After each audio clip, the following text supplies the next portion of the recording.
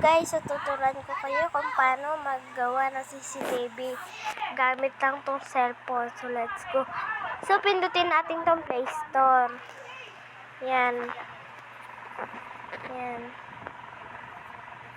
Pindutin natin tong search. And then, pindutin natin to CCTV camera record. Yan. Tapos, i-download nyo guys. Ako na-download ko na siya guys. And then, open na natin. Ayan. And then, get start. Video record. At ayan na guys. Pwede na kayo mag-start of video. Ito guys oh. Record. Video record. Yan. Pro off. Dyan.